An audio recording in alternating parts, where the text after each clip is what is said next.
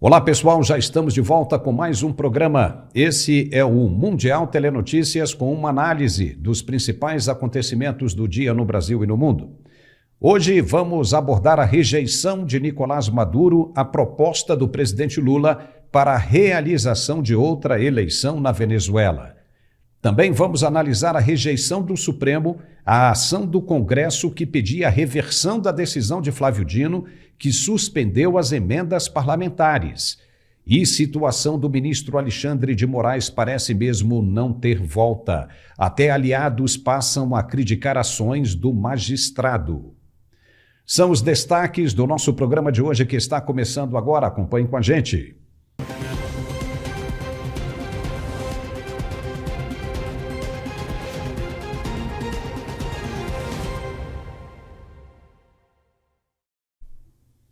E antes de começarmos o nosso programa de hoje, precisamos dar o recado importante de nosso apoiador para quem sente dores pelo corpo. É produto bom e quem vai dar o recado é o Andrei Andrade, que já está na linha. A gente volta logo depois com análises do dia. Espera aí que a gente já volta.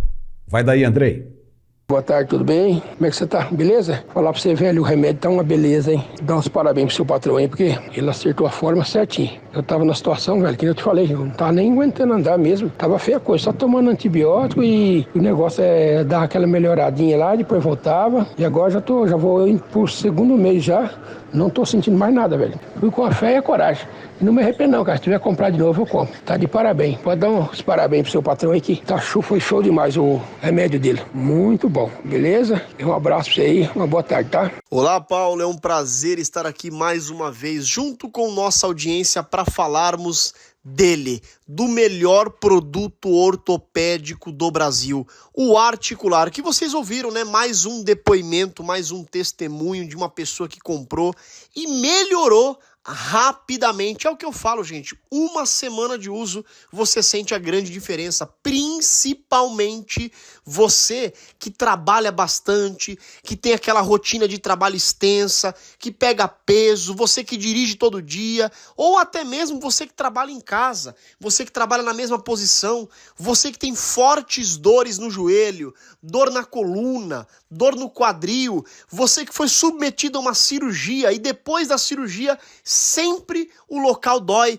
sempre tem aquela dor, temperatura baixa, a dor aumenta, sempre sofrendo. Gente, o Articular, que ele é um produto premium, que acaba com a dor na primeira semana de uso. Por quê?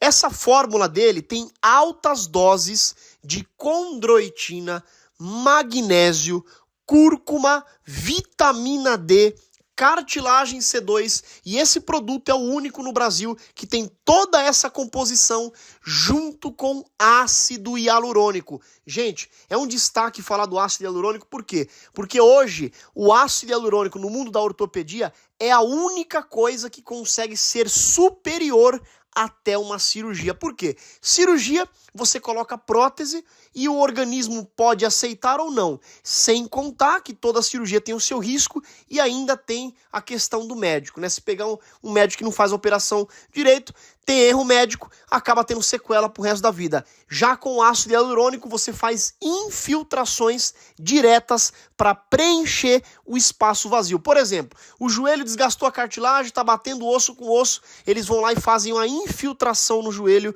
com o ácido hialurônico para repor aquela massa óssea para não encostar osso com osso e a dor desaparece. Esse mesmo ácido que tem na clínica ortopédica está dentro do Articular e é por isso que o torna o melhor produto ortopédico do Brasil. São 2 cápsulas ao dia, uma pela manhã e uma de noite antes de dormir.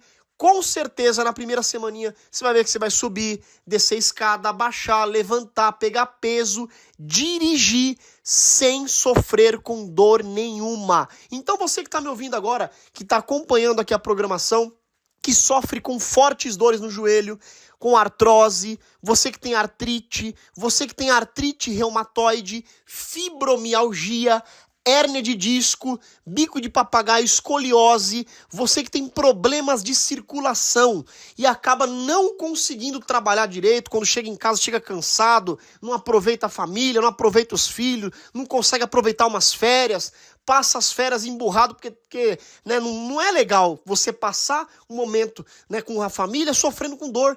E isso vai trazer melhoria para o seu dia a dia. Então você que está passando por esse momento, já pega um papel e caneta, porque hoje tem promoção para você. Hoje, para os 3.000 primeiros telespectadores que ligarem hoje, vão ganhar até 70% de desconto. 70% é só você ligar nesse telefone que está aqui embaixo, ó, o 0800 591 4391.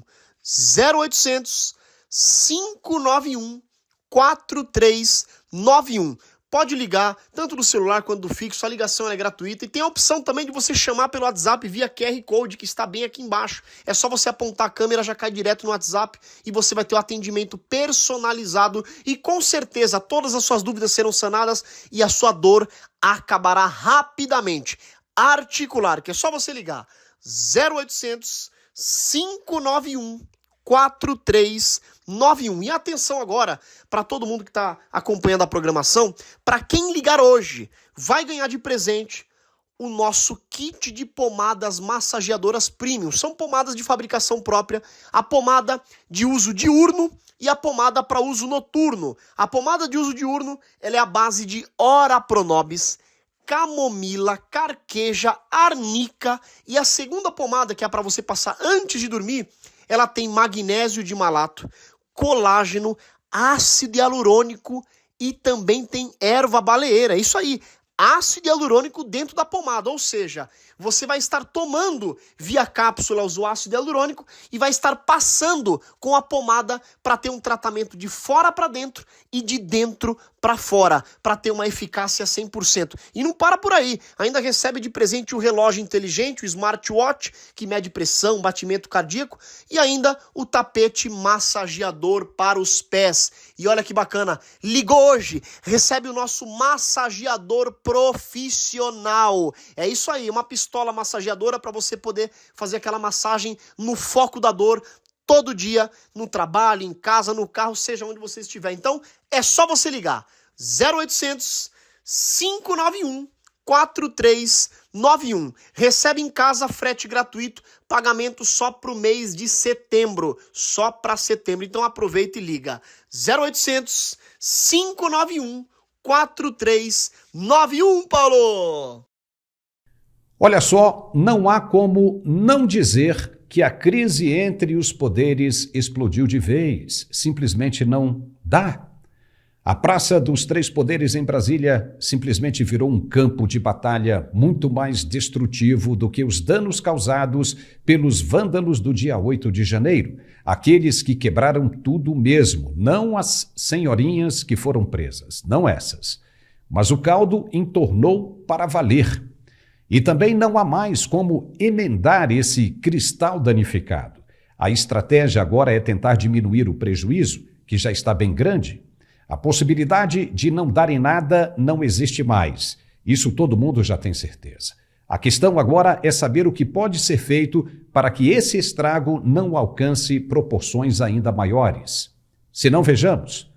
As indicações de que houve crimes e exageros cometidos pelo ministro Alexandre de Moraes são muitas. E já não se fala mais, em Brasília, se as provas são contundentes ou não. Já se sabe da seriedade do conteúdo e do medo sobre o que ainda está por ser revelado. A tropa de choque põe agora todas as cartas na mesa para negociar. A ordem é negociar. E negociar o quê? Veja, se o ministro cometeu mesmo irregularidades passíveis de punições, os pares dele no Supremo também poderão ser afetados por conhecerem a lei e permitirem que o colega fizesse o que fez. Logo, caindo a instituição quase que por inteira também poderia cair, na lógica do raciocínio. A imagem do tribunal já está afetada, jogada na lama. O medo dos ministros agora é que, derrubando a ira e a vontade dos inquisidores sejam de correr atrás dos outros e passar a foice. Então, qual seria a negociação? De acordo com fontes ouvidas em Brasília, hoje, todos eles já sabem que não dará mais para segurar a barra do ministro Alexandre de Moraes.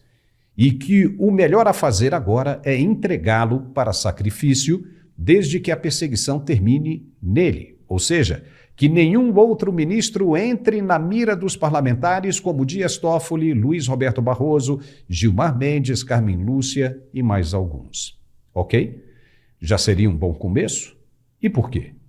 Porque, segundo as informações que correm pelos corredores da capital, a permanência do ministro Alexandre de Moraes seria a certeza de que ele iria voltar a fazer tudo de novo, de maneira secreta, por baixo dos panos, e até pior do que supostamente anda fazendo até o dia de hoje.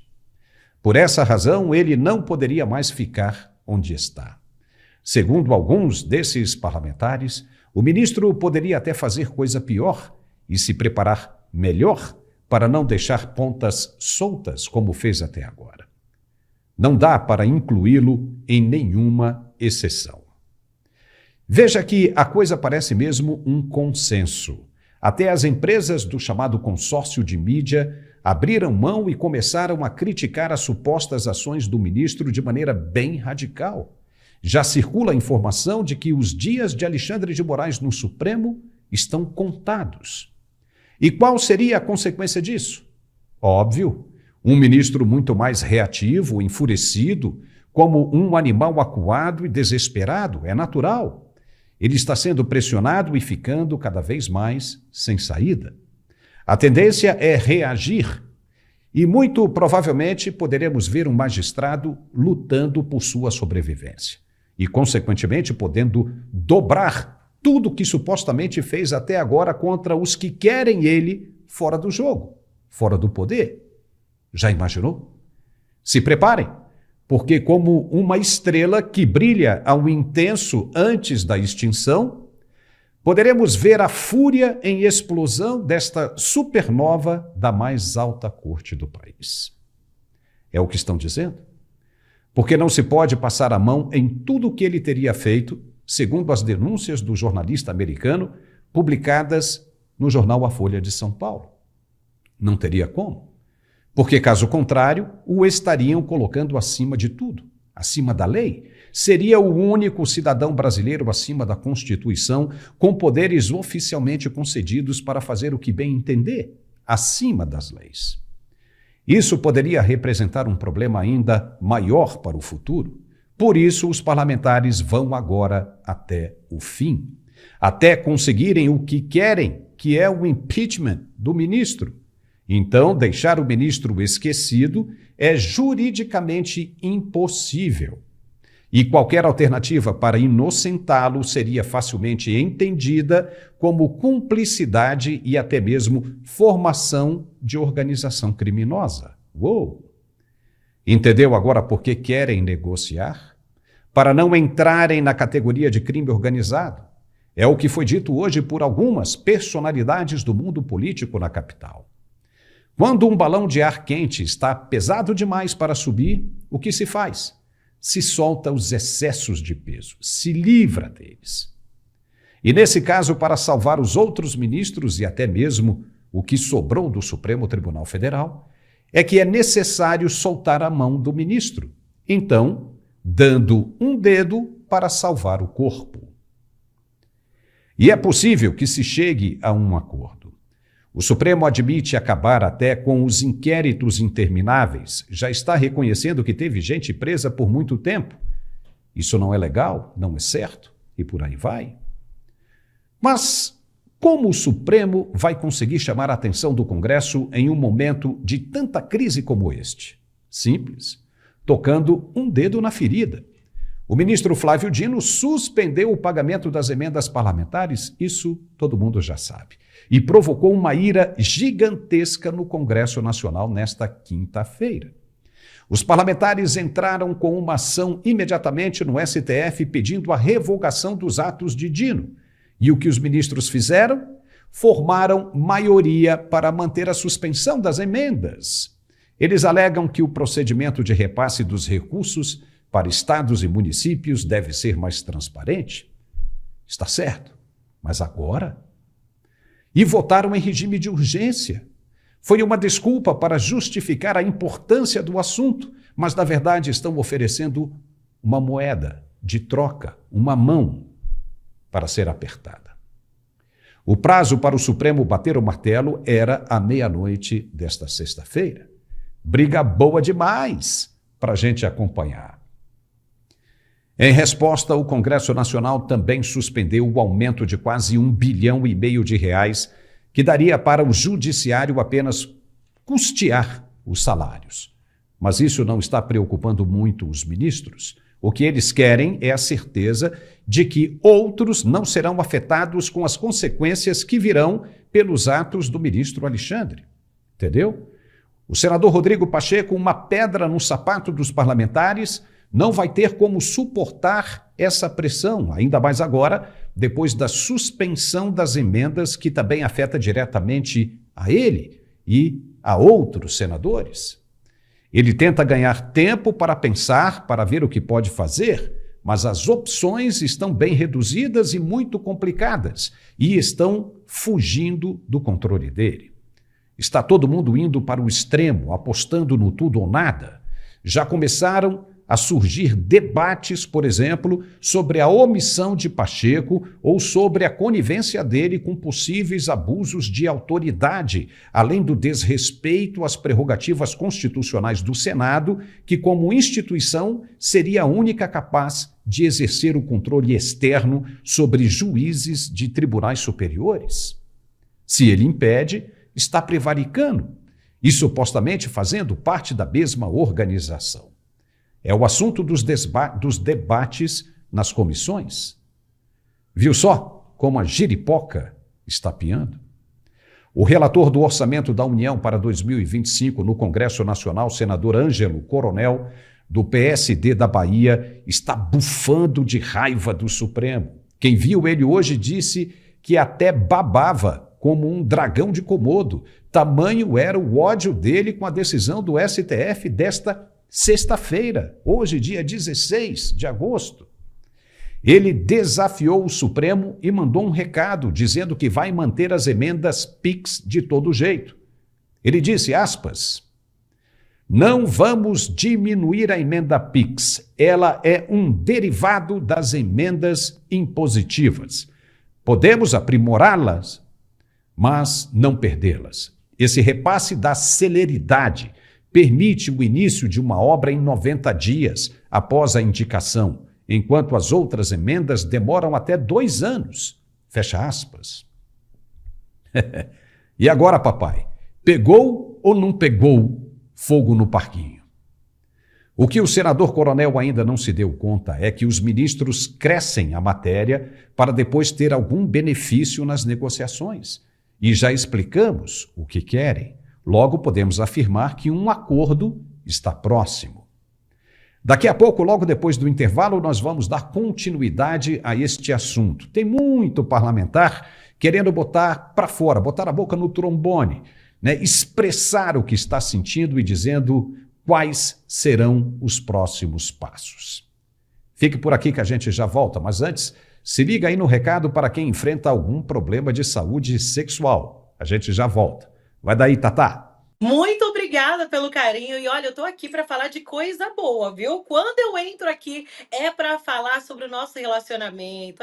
Nem só de trabalho vive o homem, né, Paula? A gente trabalha tanto, cuida da casa, da família, mas aí o relacionamento, o cansaço, a ansiedade, o desânimo, isso vai tomando conta e quando a gente percebe, o relacionamento virou aquela coisa de melhor amigo, cada um pro lado, a briga tomando espaço e aí que entra o Max Viril Premium. É o famoso salva relacionamento porque é um tratamento potente, de alta performance para o homem e de todas as idades, viu? Você que sofre com ejaculação precoce, falta de desejo ou problemas na ereção, grava bem esse nome. Max Viril Premium é tão forte, tão concentrado, que o tratamento é a cada 3 dias. E o que ele faz na prática? A primeira coisa, ele vai tratar o cansaço crônico. Ele traz uma explosão de vitalidade para você. Então você já acorda diferente porque ele traz uma dose extra de energia, mais concentração, muito mais disposição. Então, para você que gosta de uma academia, ou exercício, acorda cedo, é diferente com o Max Viril Premium. E o outro ponto importante, lógico, é a parte sexual. Tem coisa que eu sempre falo que não dá para resolver na força de vontade.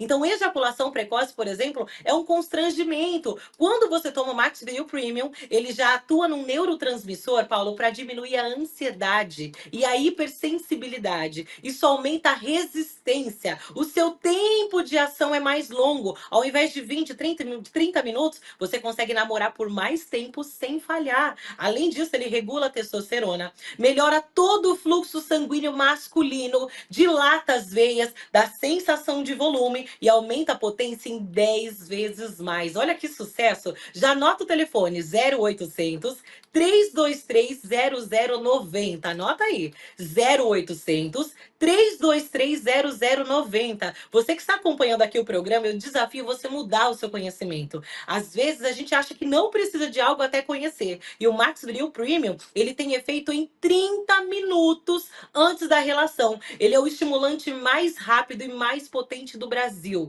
E o principal, é natural. Não atrapalha a sua medicação, não possui nenhum efeito colateral. Então vale a pena você conhecer. Você tem mais potência. Ele aumenta o desejo, o apetite sexual. Para você que não sente mais aquela vontade, você vai trazer aquela explosão de vitalidade, né? Aquele apetite sexual, aquela eletricidade sexual para o seu relacionamento. E o principal de tudo isso, você vai perceber a diferença logo no primeiro dia. Então faz o seguinte, invista em você. A gente às vezes gasta com tanta coisa que não precisa, e quando se trata da nossa saúde, a gente fica com vergonha, fica com receio. Max Viril Premium é um tratamento de alta performance para você, homem, e não possui nenhuma contraindicação, ao contrário, ele tem as principais vitaminas que vão trazer mais desempenho, mais potência para você, mais energia, também ajuda na produção de ocitocina, serotonina, todos os hormônios do bem-estar, para reduzir a ansiedade, para trazer de volta essa conexão entre o casal.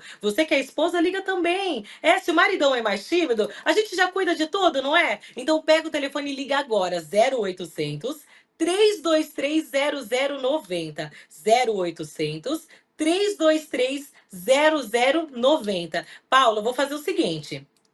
Hoje eu vou liberar para quem é telespectador, para quem está acompanhando o programa, 70% de desconto. Ou seja, você vai investir somente 30%. Olha só, olha que desconto especial. E são 2 presentes para você que ligar agora. Se você falar que está acompanhando aqui o programa, pedir o Max Viril Premium agora, você vai levar o smartwatch top de linha, aquele que monitora os batimentos cardíacos, que tem um monte de função, E o principal, vai também AirDots, aquele fone sem fio Bluetooth. Então vai o smartwatch, fone sem fio Bluetooth, 70% de desconto, frete grátis, facilidade no pagamento.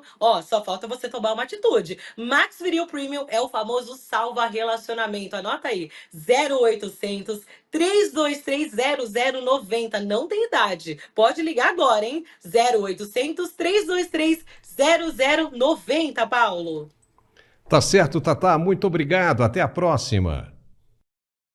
E já estamos de volta com o nosso programa de análises e opiniões. Não ficou legal o que o Supremo fez em ritmo de urgência, suspendendo as emendas até as impositivas. Acabou jogando mais lenha nessa fogueira ardente. O deputado Luiz Gastão, do PSD do Ceará, vice-líder do bloco MDB, PSD, Republicanos e Podemos na Câmara, foi um dos parlamentares escolhidos para compor o grupo de trabalho de regulamentação da reforma tributária. Ele está à frente de um dos maiores blocos da Câmara e é considerado uma das cabeças do Congresso Nacional para bater de frente contra os avanços do Judiciário. E é com ele que a gente vai conversar agora. Deputado Luiz Gastão, muito obrigado por ter aceito o nosso convite. Como é que o senhor está vendo essa ação do Supremo de suspender as emendas parlamentares? Seja muito bem-vindo, deputado. Olha, antes de mais nada, primeiro, eu acho que é uma posição que o Supremo toma de forma monocrática, o que eu acho que seria errado, já começa por aí. Segundo, que eu acho que é a interferência do Judiciário no poder legislativo. Mas eu acho que o Legislativo vai poder dar a resposta, nós precisamos dar a resposta devida a isso. Muito bem, já passou de ser uma decisão monocrática, né? Os ministros se reuniram, a decisão desta sexta-feira foi unanimidade. Eles mantiveram, né, como o senhor já deve saber, obviamente disso, mantiveram a decisão do ministro Flávio Dino de suspender as emendas. E com isso, como é que vai ficar? As emendas vão ficar mesmo suspensas ou como é que o Congresso vai reagir a isso? Bom, a decisão tem sido tomada pelo Supremo agora à tarde. Eu acredito que o do presidente da Câmara, Arthur Lira, e o presidente do Senado, Rodrigo Pacheco, já estão discutindo essas questões e nós vamos dar uma definição com relação a isso. Mas o próprio relator do orçamento, o senador Ângelo Coronel, disse que vai manter no orçamento a previsibilidade das emendas e nós vamos também verificar os mecanismos legais que nós vamos poder fazer dentro do Legislativo para poder fazer prevalecer um direito que todo deputado tem, que é o direito de ter as suas emendas e ter as suas emendas com destino certo. E acabar com aquela questão de que o governo vai querer coibir e liberar emenda para uns e não liberar emenda para outros. Um dos principais papéis da emenda impositiva é justamente dar ao deputado a autonomia de voto e não depender do legislativo, da boa vontade do governante de plantão, se as suas emendas, os seus direitos vão ser garantidos ou não. Essa é a finalidade da emenda. É dar também a prerrogativa de que o deputado possa exercer o seu mandato na sua plenitude, sem ficar preso a ter que atender a vontades outras que não sejam a da população que o elegeu. Muito bem, a decisão do Supremo suspende as emendas tanto de deputados quanto de senadores. O senhor não acha curioso que os senadores aprovaram o nome de Flávio Dino para o Supremo, sabendo que ele não era um nome assim tão confiável, e agora ele aparece com essa punhalada nas costas dos congressistas, principalmente os senadores que aprovaram o nome dele? O que o senhor acha disso? Olha, eu acho que, antes de qualquer coisa, eu próprio defendo de que mesmo os ministros do Supremo, que passam a ter um mandato vitalício depois de eleito, eles teriam que passar, no mínimo, a cada 4 anos, de uma reaprovação pelas suas atitudes e pela sua conduta. Porque na hora que eles passam a ter um cargo vitalício e passam a usar das prerrogativas que tiveram na sua eleição para agir da forma como estão agindo, eu acho que eles criam justamente uma instabilidade institucional entre os poderes, que não é boa para a democracia, e eles não podem estar acima da lei, acima da Constituição e acima dos outros poderes. Então, eu acho que é uma interferência do STF com relação à forma que foi escolhido, é a forma hoje constitucional. Mas eu acho sim que a gente precisa rever essa forma e, quem sabe, passar a ter uma revisão da atuação dos ministros do Supremo a cada 4 anos, para ver se eles permanecem ou não e acabar com esse cargo vitalício de forma permanente. Então, o senhor quer dizer com isso que a proposta de emenda constitucional que trata de mandato para os ministros do Supremo pode voltar a ser discutida ainda esse semestre no Congresso Nacional? Essa é uma questão que vai caber justamente ao Colégio de Líderes e tudo. Eu estou dando uma opinião minha como deputado, que eu acredito que vários outros deputados corroboram de que o Supremo tem extrapolado as suas funções e tem agido fora completamente da relação entre os poderes constituídos. E tem querido colocar o Legislativo em xeque, e como se o Legislativo estivesse praticando algum erro, praticando alguma coisa dolosa ao país, o que não é verdade. Muito pelo contrário. Nós representamos o povo, nós fomos eleitos devidamente pela população para representar um mandato, e o nosso mandato deve ser respeitado, e não só respeitado, mas deve ser também fazer com que os outros poderes também entendam os limites que eles têm. Eu acho que nós estamos realmente perdendo já há algum tempo e precisamos retomar essa discussão com relação a essa relação do Supremo e as atitudes que o Supremo tem colocado.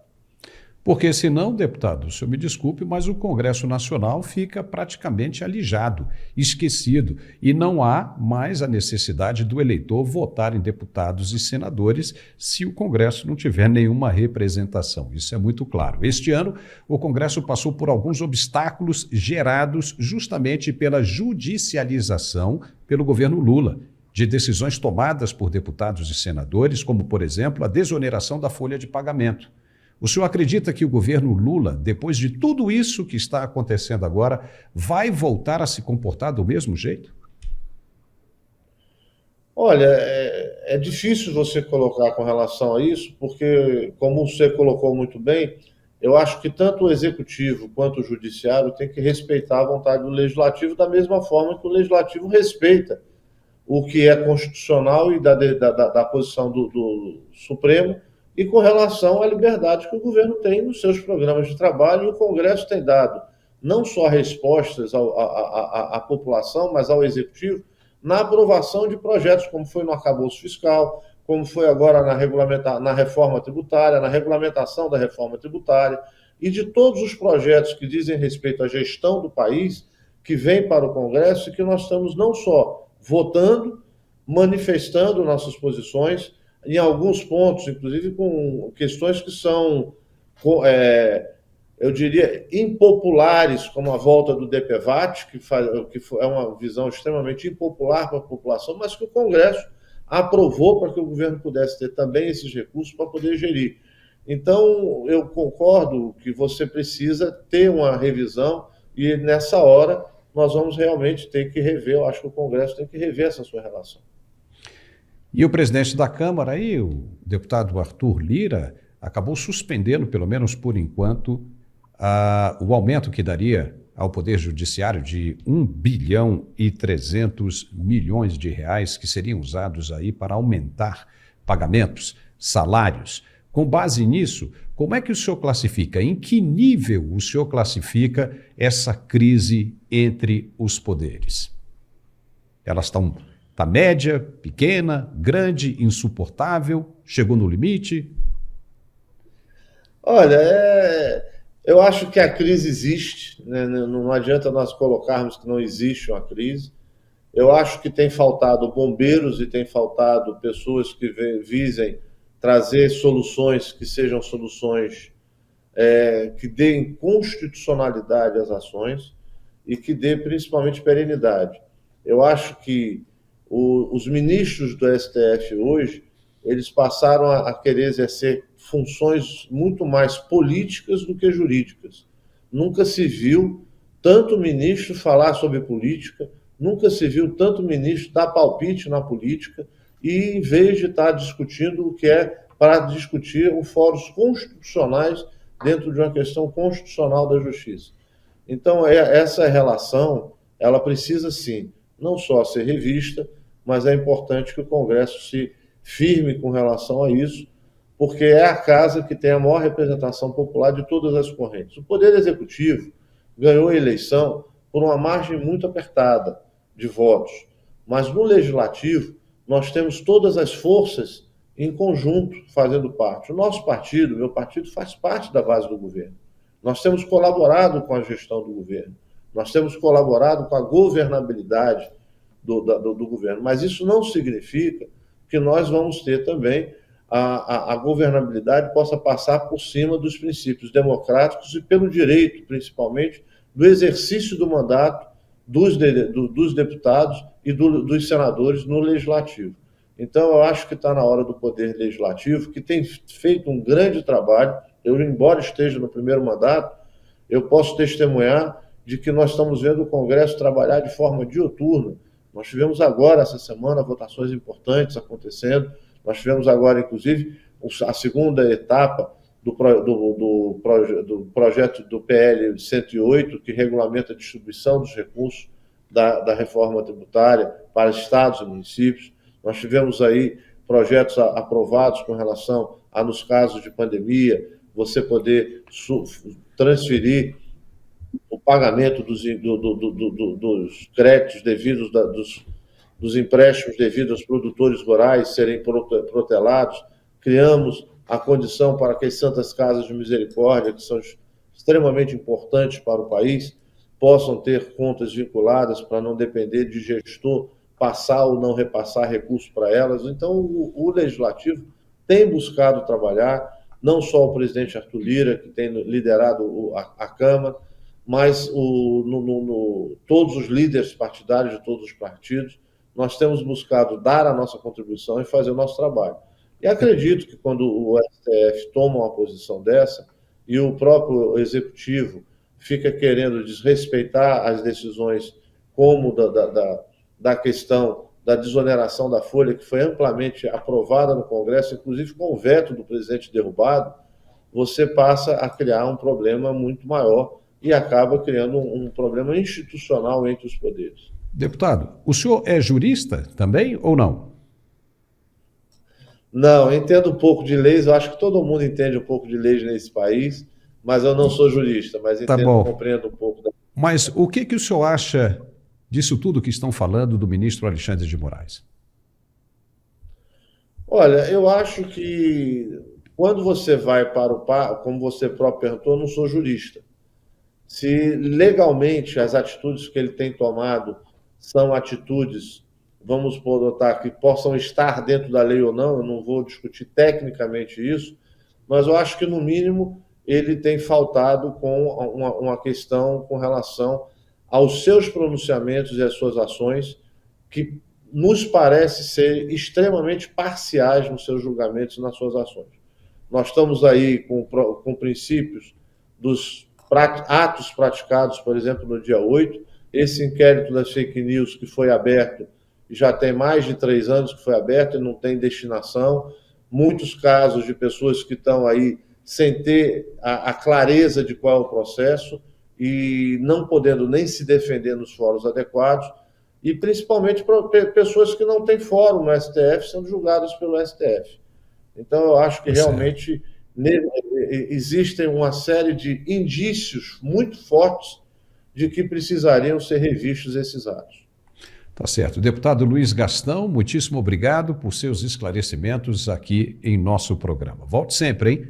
Obrigado mais uma vez. Eu estou sempre à disposição. Forte abraço. Tchau. O buraco está parecendo ser bem maior do que muita gente imaginou. A Câmara dos Deputados formalizou o pedido de informações ao Ministério da Defesa através de um requerimento de informação sobre sérias denúncias envolvendo o Exército Brasileiro. O documento pede esclarecimentos acerca de alegações de perseguição política supostamente conduzidas sob ordens do comandante do Exército, o general Tomás Paiva. Uou! Está com cheiro de coisa muito errada isso, hein? As denúncias são muitas e variadas e apontam para práticas tais como a transferência de militares em desacordo com critérios de meritocracia estabelecidos por decretos e portarias. Elas também mencionam o cerceamento das liberdades dos militares e de seus familiares, além de perseguições a ex-militares vinculados ao Gabinete de Segurança Institucional, o GSI. A questão envolve ainda alegações de perseguição a militares que se identificam politicamente como conservadores ou que chegaram a passar PIX para o ex-presidente Bolsonaro quando ele fez aquela campanha. Lembra? Este pedido busca esclarecimentos detalhados do Ministério da Defesa sobre como tais decisões foram tomadas e quais critérios foram seguidos, além de buscar entender como essas ações se alinham aos regulamentos internos e se respeitam os direitos dos militares enquanto cidadãos. Vamos conversar agora com um militar, com o Coronel Gerson Gomes. Gerson, seja muito bem-vindo. Isso é muito sério, porque a pergunta é como eles chegaram à informação de militares que passaram PIX para o presidente. Eles acabaram quebrando o sigilo bancário desses militares? Houve ordem judicial para isso? É uma questão muito séria e perigosa, não é não? O que você acha disso? É verdade. Nós temos que entender o contexto que o Exército e as Forças Armadas, de modo geral, por que não dizer, vivem nesse pós-governo Bolsonaro, pós-transição muito traumática com a questão do 8 e principalmente do 9 de janeiro, e, obviamente, com esses primeiros anos de um governo que retorna, depois de uma experiência bastante traumática para a nação, com os casos de corrupção, com a Lava Jato e tudo aquilo que nós já sabemos dessa equipe que retorna ao governo, mas traz consigo todo o seu passado que o condena. Deixe-me eu tentar, pelo menos, esclarecer para a nossa audiência como é que o militar enxerga o grupo político. De modo geral, nós, militares, quando estamos no serviço ativo, nós somos muito avessos à política partidária, muito reticentes, inclusive, à participação, e até porque é vedado pelos regulamentos militares, que os militares se envolvam na política partidária. Não pode, inclusive, a propaganda política ingressar nos quartéis. Durante o governo Bolsonaro, nós tivemos uma grande dificuldade nesse assunto. Por quê? Porque, por uma falta até de opção, porque foi uma decisão do presidente Bolsonaro de não reproduzir isso que o governo Lula agora voltou a fazer, que é justamente garantir a governabilidade por um ardil que foi inventado ainda no governo Fernando Henrique Cardoso, que ele chamou de presidencialismo de coalizão, algo meio estranho, algo híbrido num país que tem uma Constituição inspirada no parlamentarismo, mas que acabou se mantendo no presidencialismo. E esse presidencialismo de coalizão, de entregar para partidos políticos ministérios de porteira fechada, isso aconteceu na reeleição do Fernando Henrique Cardoso. Houve muita celeuma na época de como foi comprado esse apoio do Congresso Nacional, mas isso se agravou com o mensalão no PT e depois com o petrolão, como nós vimos. Bom, o Bolsonaro, ele decidiu constituir seus ministérios, Paulo, sem utilizar essa distribuição de cargos de segundo, terceiro escalão para os partidos políticos. E na época ele se valeu de militares. Veja que ele trouxe para o governo militares que estavam no serviço ativo, como o comandante militar do Sudeste, como o próprio ex-comandante militar do Leste, que foi o interventor ali no Rio de Janeiro. Então, nós temos alguns casos, o seu porta-voz foi retirado ali do CECONSEX, do Centro de Comunicação Social do Exército, e tantos outros casos. Qual foi o problema disso, Paulo? É que os quartéis, querendo ou não, começaram a se envolver na relação da política partidária, porque viam os seus 4 estrelas, muitos deles dentro do Palácio do Planalto, ainda no serviço ativo, participando da política partidária. Esse foi um problema, talvez, um vício de origem, por causa da falta de opção e da decisão do Bolsonaro de trazer para o governo militares da ativa e da reserva, que ele contava como pessoas que ele confiava. Bom, houve todo um processo, nós conhecemos, há um desgaste, o governo Bolsonaro sai e o governo Lula ele retorna com um sentimento de vingança muito forte. E o atual comandante do Exército, que é aquele que tem que fazer a interface entre a força terrestre, a operacionalidade militar e o segmento político, ele tem a missão de fazer as transferências de todos aqueles militares que estavam em Brasília apoiando o governo anterior. Nós chamamos isso nas Forças Armadas, às vezes, como transferência a bem da disciplina. Ou seja, é quase uma punição para muitos deles. Vários desses militares foram selecionados por mérito e depois, com a troca de governo, tiveram que ser retirados ali de Brasília. Talvez aí esteja a origem de um pouco dessa matéria que você se refere.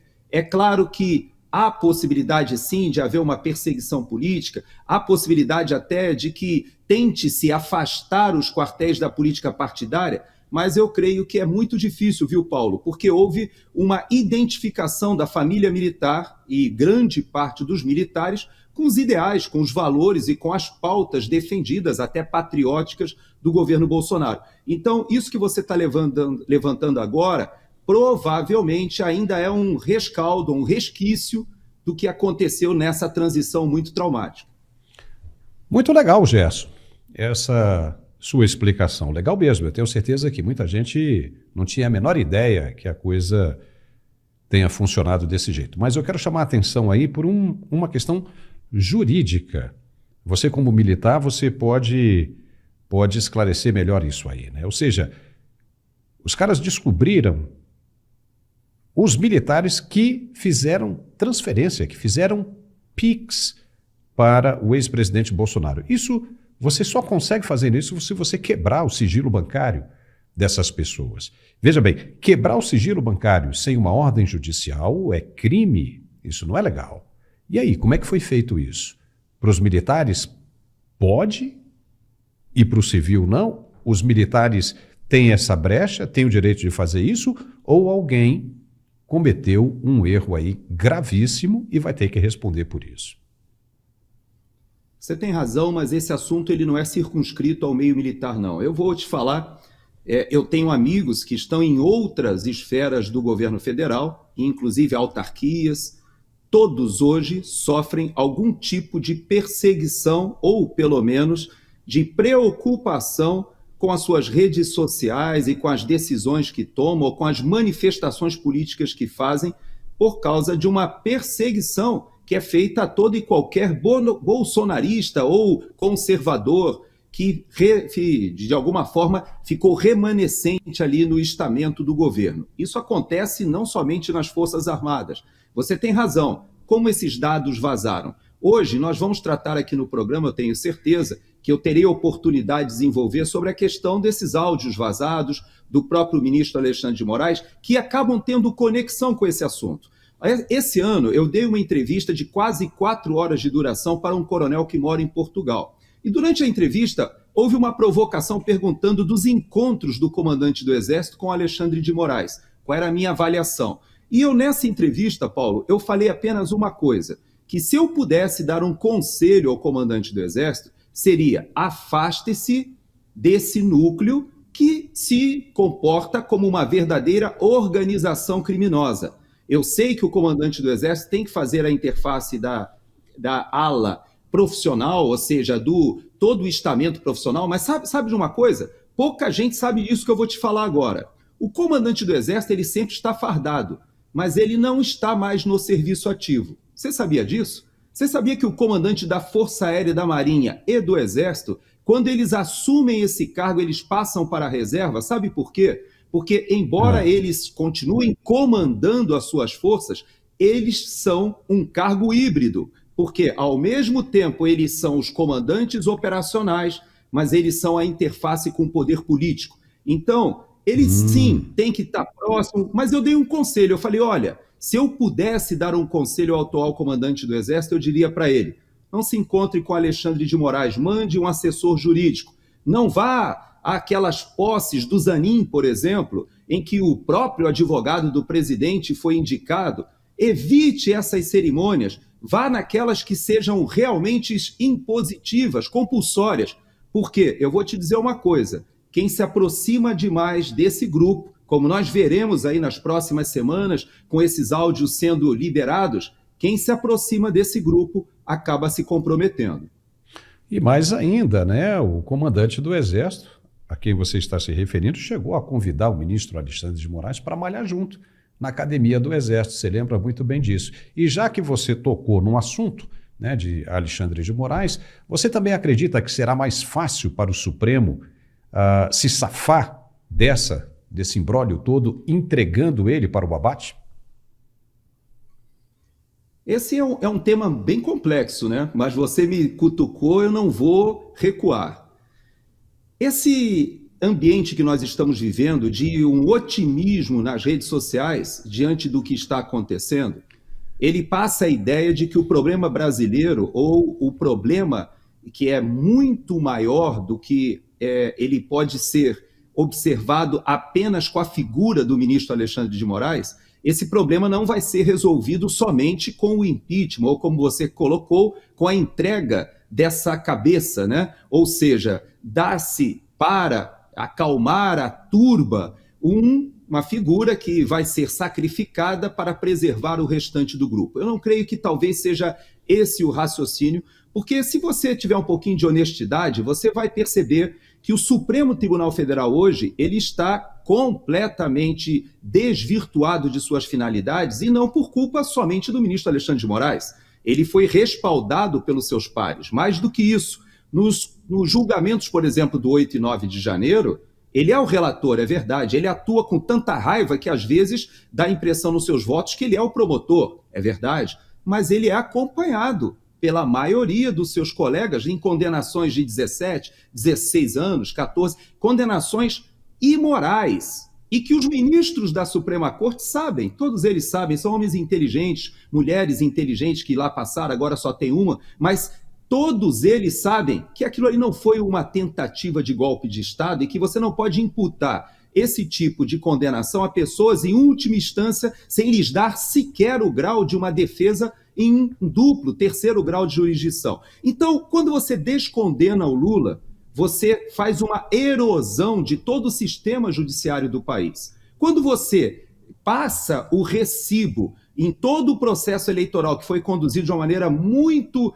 injusta, para não dizer outra coisa, nós também vemos que tanto o TSE quanto a Suprema Corte fizeram vistas grossas a muitas dessas arbitrariedades que agora estão aflorando. E quando a gente olha para o momento atual, nós sabemos que a estrutura da própria PGR, por exemplo, você viu que o PGR já se manifestou rapidamente dizendo que vai arquivar a denúncia-crime que foi feita pelo Partido Novo. Então você veja que esse grupo todo, Paulo, é uma estrutura que já está comprometida, que não vai ser simplesmente modificando uma peça que nós vamos resolver o problema. Mas eu sou otimista com o seguinte: todo processo tem um primeiro passo. E esse passo, na minha avaliação, ele é fundamental. Alguma coisa, Gerson, tem que acontecer, porque depois de tudo isso aí, porque foi apenas a pontinha do iceberg, são 6 gigabytes ainda de documento a ser apresentado. Se alguma coisa não for feita, como é que vai ficar isso aí? Que segurança jurídica o país vai ter depois disso aí? Ou seja, estão criando uma instituição acima da Constituição, porque alguma coisa tem que ser feita. Agora, seja lá o que for, não sabemos, mas nos parece que alguma coisa tem que ser feita. Como é que você vê essa denúncia sendo feita por um jornalista americano e não por um jornalista brasileiro? Ou seja, não te parece um pouco raro isso? Como é que você vê o vazamento desses áudios e desses documentos? Queria ouvir você. Primeiro o seguinte, eu tenho fontes que me garantem que esse caso ele é muito diferente daquele caso da Vaza Jato, porque naquela ocasião o Glenn Greenwald ele se valeu de um hacker ou se valeu de informações que foram obtidas ilegalmente. Não é o caso agora. Veja que esse material chegou a ele e, como você disse, um jornalista americano, mas esse é um jornalista americano que tem uma relação com o Brasil, é alguém que tem um passado na esquerda, que foi um protagonista, inclusive, de certa forma, na desmontagem da Lava Jato, já que ele divulgou, e quem conhece a história dele sabe que ele é muito respeitado aqui nos Estados Unidos, porque ele esteve também com Snowden naquela revelação dos arquivos do NSA, ou seja, já virou filme. Ele é alguém que ganhou prêmios Pulitzer, ganhou inclusive, houve filmes premiados de documentários, é alguém muito reconhecido por esse jornalismo investigativo.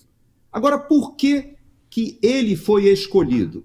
Primeiro, porque se você utilizasse algum dos outros jornalistas, poderiam pairar sobre esses a ideia de que eram bolsonaristas, eram de direita. Então, a ele foi passado esse material. Mas sabe qual foi uma das grandes diferenças, Paulo? É que isso não foi obtido por um hacker.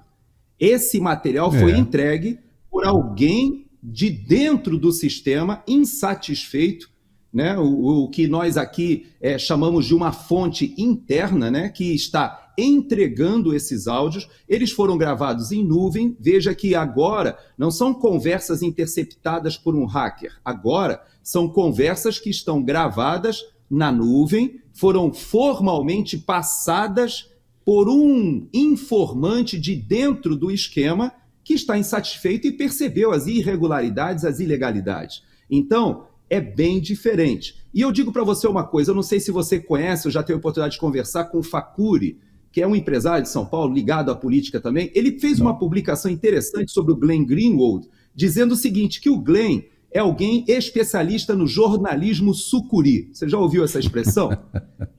Jornalismo sucuri. Sabe o que é isso? É aquele vai apertando, constritor. Vai apertando. Ele não soltou as informações mais importantes. Ele soltou algumas informações, inclusive para provocar essa reação corporativista. Vários já saíram em defesa. E o pior, nessa defesa, eles omitiram ou até mesmo mentiram com argumentos, mas aí ele solta um pouquinho mais. E esse pouquinho mais acaba fazendo com que esses primeiros argumentos caiam em contradição. E ele vai soltando. E eu ouso afirmar que o pior ainda está por vir. Tem muita coisa, Paulo, que nós saberemos, por exemplo, sobre o processo eleitoral, saberemos ali por aqueles dias que antecederam o 8 de janeiro, como foi construída essa narrativa de golpe de Estado, de abolição violenta do Estado democrático de direito, como que nós chegamos a esse ponto de termos mais de 2.000 presos políticos e até exilados políticos hoje no Brasil.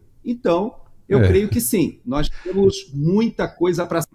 Jornalismo sucuri, que vai apertando aos poucos, até chegar na morte da sua vítima. Olha só, você não chega, né, no topo de uma pirâmide correndo, pulando por cima. A não ser que você chegue lá de aeronave. Você começa por baixo. Então você começa soltando as coisas menos importantes para você chegar no topo. É isso que vai acontecer. Ainda tem muita coisa aí pela frente. Mas agora vamos falar um pouquinho de política internacional, que também envolve o Brasil? Vamos lá. O governo argentino se opôs, nesta sexta-feira, 16 de agosto, à realização de novas eleições na Venezuela, como sugerido pelo presidente do Brasil, Luiz Inácio Lula da Silva, para resolver o impasse eleitoral no país caribenho. Na quinta-feira, Lula sugeriu a ideia, apesar das rejeições tanto do partido governista da Venezuela quanto da oposição, que ambos reivindicaram vitória no pleito de 28 de julho. A sugestão de novas eleições é uma das várias propostas da comunidade internacional que até agora não tem apoio nem do presidente Nicolás Maduro, nem dos seus oponentes da coalizão de oposição. A autoridade eleitoral da Venezuela proclamou que Maduro teve 51% dos votos, mas não divulgou até agora a contagem completa dos votos. Ninguém nunca viu as atas oficiais. As contagens em posse da oposição, que foram publicadas em um site público, mostram, claro, todo mundo já sabe que o candidato Edmundo Gonzalez recebeu 67% dos votos. Gerson, não tem o menor cabimento isso, não é? Imagina você que tem certeza de uma coisa, vai aceitar refazer porque a oposição disse o contrário. Se Maduro aceitar, vai estar assumindo a culpa, vai estar assumindo que o resultado que ele tem em mãos não é real. O que você acha dessa declaração do governo argentino, por exemplo? O governo argentino ele acaba se tornando um protagonista hemisférico até, quando o Brasil deveria ter essa liderança. Na verdade, hoje, o Brasil está numa situação muito difícil. Eu não sei se você assistiu à audiência ontem no Senado, na qual nós tivemos ali o nosso chanceler de fato, né? Porque ele não é o de direito, mas o Celso Amorim quase que desempenha esse papel. Ele foi chamado ao Senado ontem e ele explicou, compartilhou a experiência que ele teve de ter sido um dos poucos emissários internacionais a assistir à eleição lá na Venezuela. Então, você percebe que o Brasil está sendo cobrado pelo Vaticano, pelos Estados Unidos, pela União Europeia. Todos entendem que, pela estatura geopolítica do Brasil, ele deveria, nesse momento, já que ele almeja ter um assento permanente no Conselho de Segurança das Nações Unidas, já que o Brasil se vende como uma potência emergente regional, na verdade, o Brasil se apequenou quando Lula não consegue ou não conseguiu domar o que está acontecendo ali no seu quintal. Então veja que o presidente Milei, desde o início, ele se posicionou de uma forma contundente, haja vista que ele abrigou na sua embaixada lá em Caracas parte da liderança da campanha da Maria Corina Machado e do Edmundo, que até hoje estão lá refugiados, e agora com os diplomatas expulsos, o Brasil tomou aquela responsabilidade de segurança da embaixada argentina. Mas não foi só a Argentina. As embaixadas do Peru e do Chile, que são dois governos de esquerda, também foram obrigadas a retrair, seus embaixadores foram expulsos. Então veja que o Milei ele conseguiu uma certa liderança. Hoje ele tem o apoio do Lacadipou, tem o apoio dos presidentes do Paraguai, do Equador, do Chile, do Peru. Todos se manifestaram de uma forma muito contundente, mas o Brasil e a Colômbia e o México não. Você viu que o México pulou fora, né? Você reparou que o México agora não participa. Mas por quê? Você sabe por quê? Porque o México, o presidente do México, ele está indo embora, já existe uma presidente eleita, e ele ficou mordido com o fato do El Chapito ter sido preso aqui no Texas. Se você acompanhou essa história, você sabe que o El Chapito, filho do El Chapo, que já está preso aqui nos Estados Unidos, filho de um dos maiores cartéis de drogas no México e controla muito grande parte da política mexicana, ele decolou de um avião ali no México, crente que ia pousar num outro aeroporto no México e acabou pousando no Texas, onde a polícia já estava pronta para aprisioná-lo. Caiu numa armadilha. E o presidente do México, ele tem muitos problemas com o narcotráfico. A mesma coisa acontece com Gustavo Petro e a mesma coisa acontece com o Brasil. Então, hoje, verdade, essa posição do Brasil e do Gustavo Petro é uma posição que todos na América do Sul e no mundo sabem que é uma posição muito suspeita. Então, quando você me pergunta por que essa posição da Argentina, é porque ela é óbvia. Existe direita e esquerda na América do Sul que não querem se envolver com narcotráfico. E para eles não interessa manter o Maduro no poder. Não, e outra coisa, né? Você viu que o presidente Lula acabou causando mais uma polêmica ao dizer que não considera a Venezuela uma ditadura. Nós temos a fala dele. Vamos colocar aqui que daqui a pouquinho a gente comenta ela. Vamos ouvir a fala do Lula aí. Perguntar de novo, a Venezuela vive uma ditadura ou uma democracia? Eu acho que a Venezuela vive um regime muito desagradável. É uma ditadura? Uma briga, não acho que é ditadura. É diferente de uma ditadura. Sabe, é um governo com viés autoritário, mas não é uma ditadura como a gente conhece tantas ditaduras nesse mundo. O que eu acho é que a Venezuela é um país interessante para o Brasil, é um país que tem quilômetro de fronteira com o Brasil, é um país em que o Brasil chegou a ter quase 5 bilhões de superávit comercial, é um país que pode ser um grande parceiro do Brasil na construção de uma força política no... E o que dizer disso, Gerson, agora? O que você acha disso aí? Mesmo porque depois que Maduro disse que tinha muita coisa, que sabia muita coisa a respeito do Brasil e do governo brasileiro, fica difícil, né, para o governo brasileiro apertar o Maduro, admitir que existe uma ditadura lá e coisa e tal, né? Qual é o seu raciocínio sobre isso?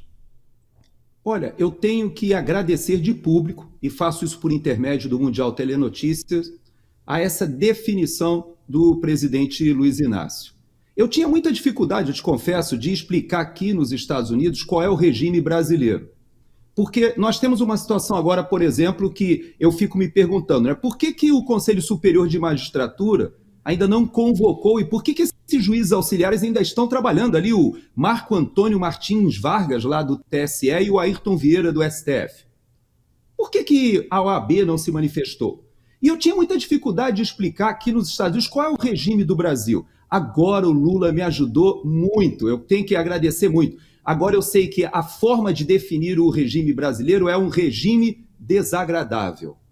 Veja que Lula nos ajuda a poder definir o tipo de juristocracia o que a gente vive no Brasil, porque é de uma imoralidade o que a gente vê, por exemplo, o ministro Dias Toffoli desfazendo os acordos de leniência na cara dura, ou decisões monocráticas como esse imbróglio que está acontecendo agora com o parlamento, em que o executivo precisa retomar as rédeas ali da liberação das emendas, ou mesmo o Supremo Tribunal Federal, que muitas e muitas vezes faz as suas reuniões, os seus convescotes, ou em Londres, ou em Nova York, ou o Gilmar Palusa em Portugal, se encontrando com empresários. Como definir isso? Agora o Lula me ajudou demais. O nome disso não é ditadura, o nome disso não é juristocracia, o nome disso é regime desagradável, Lula. Bem desagradável. E nós temos a fala do Maduro também dizendo que não vai aceitar as sugestões de novas eleições, que isso é coisa de maluco, né? Ele criticou os Estados Unidos. Vamos ouvir a fala do Maduro a respeito disso. Roda aí. Ellos tienen que revisar el tremendo problema que tienen interno. donde Donald Trump dice que no va a reconocer ningún resultado que le sea adverso. Y Biden dice que si Donald Trump pierde va a haber una guerra civil en Estados Unidos. Ellos tienen muchos problemas, que se queden con sus problemas, porque a Venezuela, aqui em nossa pátria, mandamos os venezolanos e as venezolanas. Sencillo como isso. E tem mais. Ele falou da Colômbia também. Deu uma alfinetadazinha no presidente Petro. Veja aí. E no caso de Colômbia, hemos venido reconstruyendo com muita dedicação as relações. Creo que van bien las relaciones con el presidente Petro. Nosotros en privado hablamos muchos temas siempre. Nos llamamos por teléfono y hablamos muchos temas también. ¿Ves? Pero jamás yo con Colombia practicaría la diplomacia de micrófono. Nunca, no lo voy a hacer jamás. Yo soy el garante de la negociación de paz. Venezuela es garante. Y jamás voy a dar opiniones sobre qué debe hacer Colombia para superar la guerra que está terrible. Gerson Gomes, hoje o nosso papo está muito bom, né? E eu quero ouvir o que você tem a dizer a respeito dessas duas falas aí do Nicolás Maduro. É bom, a gente tá longo, mas é bom a gente continuar conversando. Fala. Vamos lá. O Maduro, ele toca num ponto sensível do presidente Lula. Veja que quando o Lula fala em reeleição, tanto a Maria Corina Machado quanto o próprio Maduro, os dois já vieram a público dizer que isso é inadmissível. Agora, ele toca num ponto interessante que diz que já que nós temos essa proposta brasileira, por que não voltar? Ele cita o processo eleitoral dos Estados Unidos, mas ele também toca no ponto brasileiro. Já que agora afloram todas essas mensagens que maculam o processo eleitoral, você percebeu a data dessas mensagens que estão sendo vazadas, Paulo? Várias delas dentro do processo eleitoral e até antes do segundo turno, antes do primeiro turno. Você veja que houve uma interferência, uma busca de alvos que estavam ali, obviamente, participando do processo eleitoral. Então, o Maduro diz o seguinte: já que você me propõe uma nova eleição, eu pergunto, por que vocês também não fizeram uma nova eleição? Veja que eu estava na Jovem Pan, Paulo, e lá do Pingo nos Is, eu várias vezes fui historiando e explicando para a audiência quais eram os passos que o presidente Bolsonaro poderia tomar à luz da Constituição. Ele poderia ter convocado o Conselho da República, ele poderia ter apresentado a impugnação até 15 dias depois da diplomação. E, no entanto, nós vimos que houve toda uma discussão em que se chegou à conclusão de que o presidente da Câmara dos Deputados teria que assumir a presidência da República do Brasil a partir de 1º de janeiro. Convocar novas eleições, será? Será que ele teria que investigar as denúncias que o presidente Bolsonaro faria do Alexandre de Moraes? Veja que imbróglio que seria criado. E o presidente do Brasil optou por não escalar a crise, se retirou e foi embora.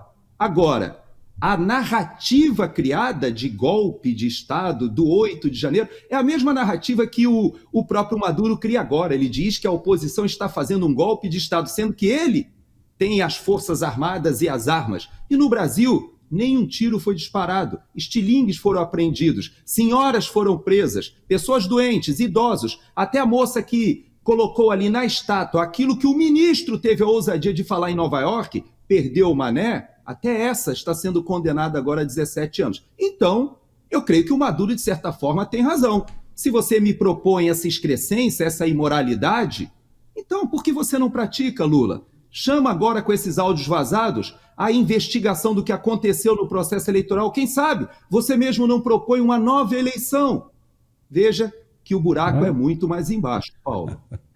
Tá certo, Gerson. O nosso programa hoje ficou bem longo, mas ficou bem legal. Chegamos ao final dele. Muitíssimo obrigado. E você volta na segunda-feira, né? Se Deus quiser. Estamos aqui, se Deus quiser. Até segunda-feira. Um forte abraço, irmão. Até lá. E nós ficamos por aqui. Muito obrigado pela sua companhia. Se inscreva em nosso canal e compartilhe o vídeo hoje o máximo que puder, por favor. Um forte abraço e um bom fim de semana. Até segunda-feira. Tchau.